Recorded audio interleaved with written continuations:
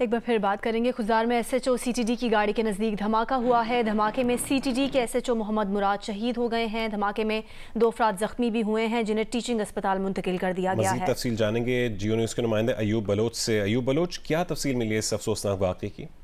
जी हाँ, ये अफसोसनाक वाक़या अब से कुछ देर पहले ये सुल्तान इब्राहिम खान रोड पे वाक़ हुआ है। ये वाक़या उस वक्त हुआ जब एसएचओ मोहम्मद मुराद जामोद साहब अपनी ज़ाती गाड़ी में शहर की तरफ जा रहे थे। उनको मैग्नेट धमाके से जो है ना उनकी गाड़ी को हिट किया गया, जिसके नतीजे में वो मौके पर शहीद हो गए, जबकि 2 राहगीर जख्मी हो गए हैं। जी ठीक है, बहुत शुक्रिया अयूब बलोच। हमें अपडेट कर रहे थे कि खुजदार में एसएचओ सीटीडी की गाड़ी के नज़दीक धमाका हुआ है। धमाके में सीटीडी के एसएचओ मोहम्मद मुराद शहीद हो गए हैं, जबकि धमाके में 2 अफराद जख्मी हुए, जिन्हें टीचिंग अस्पताल मुंतकिल कर दिया गया है। खुजदार में एसएचओ सीटीडी की गाड़ी के नज़दीक ये धमाका हुआ है और अफसोसनाक खबर ये है कि धमाके में सीटीडी के एसएचओ मोहम्मद मुराद शहीद हो गए हैं। धमाके में 2 अफराद ज़ख्मी भी हुए हैं, जिन्हें टीचिंग अस्पताल मुंतकिल कर दिया गया है। ये अफसोसनाक वाक़या खुजदार में पेश आया है एसएचओ सीटीडी की गाड़ी के नज़दीक, और इस धमाके में सीटीडी के एसएचओ मोहम्मद मुराद शहीद हो गए हैं। धमाके में 2 अफराद ज़ख्मी भी हुए हैं। इसी पर बात करेंगे। हमारे साथ टेलीफोन लाइन पर मौजूद है निगरान वज़ीर दाखिला सरफराज बुगटी। सरफराज बुगटी साहब, बहुत शुक्रिया, आपने जियो न्यूज़ के लिए वक्त निकाला। ये क्या इस वाक़े की तफसील आप तक पहुंची है? देखिए, तफसीलात तो मुझ तक सिर्फ इतनी ही पहुंची है कि एक हमारा निडर सिपाही जो है वो वतन की खातिर कुर्बान हो गया, शहीद हो गया।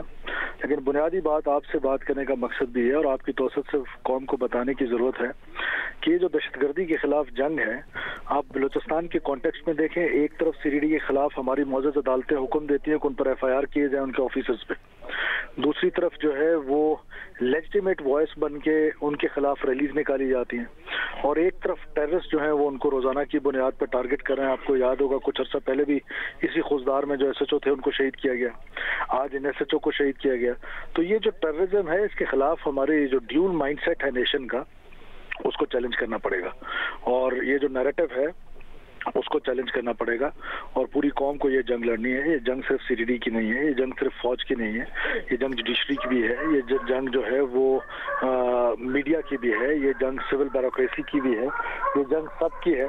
और इस जंग को कहते हैं कि इस तरह नॉन सीरियस लेना और सिर्फ इदारों पे छोड़ देना, मैं समझता हूँ कि ये काउंटर इंसर्जेंसी के लिए काउंटर प्रोडक्टिव होगा। सरफराज बुगटी साहब, इंटेलिजेंस रिपोर्ट्स के मुताबिक ऐसी मज़ीद कार्रवाइयों की कुछ इतलात हैं या कोई थ्रेट्स मौजूद है, और अगर ऐसा है तो क्या इक़दाम किए जाएंगे सिक्योरिटी के हवाले से? देखिए, जिसने काउंटर करना है टेररिज्म को, उसके खिलाफ तो आप FIR करा रहे हैं, उनके खिलाफ तो रैलीज निकल रही हैं, तो फिर ये काउंटर कौन करेगा टेररिज्म को? Counter terrorism department CTD Balochistan के कॉन्टेक्स्ट में बात कर रहा हूँ। तो उसको जब हम इस तरह मिलाइन कर देंगे, पहले हमने FC बलूचिस्तान को इसी तरह मिलाइन किया प्रोपेगेंडा टूल बनाकर कि जी ये चेक पोस्टों पे ये करती है, वो करती है, बदतमीजी करती है, सिर्फ प्रोपेगेंडा किया गया, और उस प्रोपेगेंडे का असर ये हुआ कि हमने पूरे बलूचिस्तान में FC की चेक पोस्टें खत्म कर दी। अब सीटीडी जो थी वो काउंटर टेररिज्म कर रही थी, अब उसके अगेंस्ट हमारी मौजूद अदलिया ने हुक्म दे दिया कि उनके अफसर्स के खिलाफ FIR करें। 3 दिन पहले उन पर FIR हो गई।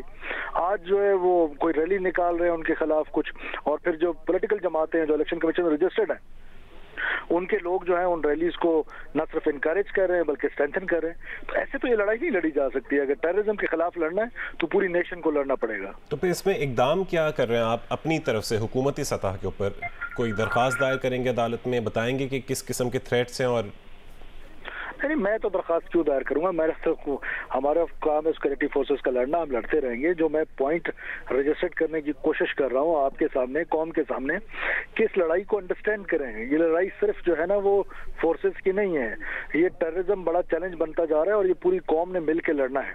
इसको अंडरस्टैंड करें, इसके लिए नैरेटिव बनाएं।